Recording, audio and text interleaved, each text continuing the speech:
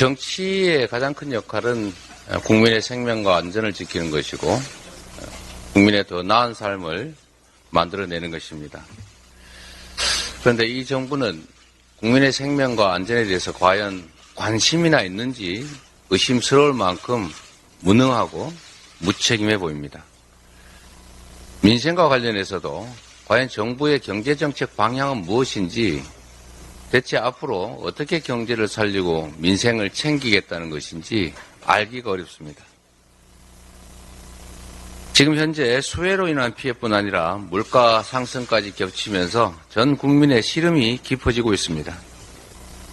집중호우 때문에 서울 넓이 절반이 넘는 농경지가 물에 잠기고 상추, 애호박 같은 농작물은 하루 만에 60% 가까이 가격이 급등했고 축사 피해로 육류 가격도 비상입니다. 이처럼 국민의 피해가 늘고 있지만 정부는 마치 종교처럼 건전 재정만 되뇌고 있습니다.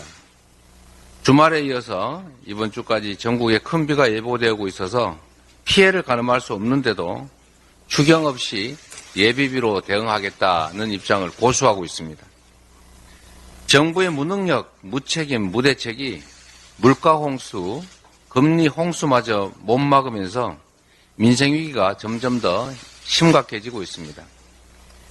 최근 여론조사에 의하면 국민의 60.9%가 추경이 필요하다, 이런 의견을 가지고 있습니다. 이는 더 이상 버티기 힘든 민생의 SOS 요구, 구조 요구이자 국민의 절규입니다. 생활고로 인해서 10년 이상 부은 보험을 해지하는 가장이 늘고 있다, 이런 보도까지 있습니다. 10년 만에 해지할 만큼 어렵다, 그런 뜻입니다. 사정이 이런데도 고물가와 고금리로 인한 민생 경제위기, 주해와 폭염으로 인한 어려움 모두를 각자 도생에 맡기는 이 위기 관람 정부를 자처하고 있는 것 같습니다. 정부는 이제라도 국민의 목소리에 귀 기울여야 합니다. 이악 물고 이 삶을 버텨내고 있는 어려운 상태의 국민을 더 이상 외면해서는 안 됩니다. 국민의 안전이 연일 위협받고 또 국민의 불안이 계속 커지고 있습니다. 보이스피싱, 스팸 문자에 노출된 일상도 모자라서 이번에는 정체불명의 소포가 배달됐습니다.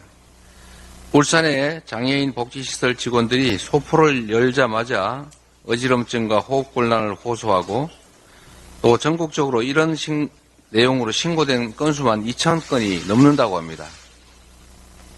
단 며칠 사이에 이렇게 많은 신고가 접수됐는데 정부는 경찰에 신고하라고만 하고 있습니다.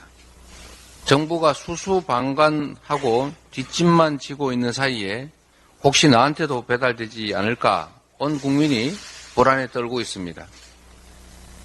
단순히 판매량을 올리기 위한 브러싱 스캠인지 아니면 정말 위험한 물건인지 신속하게 밝히고 그 대처 방안을 만들어서 국민을 안심시켜 드려야 합니다.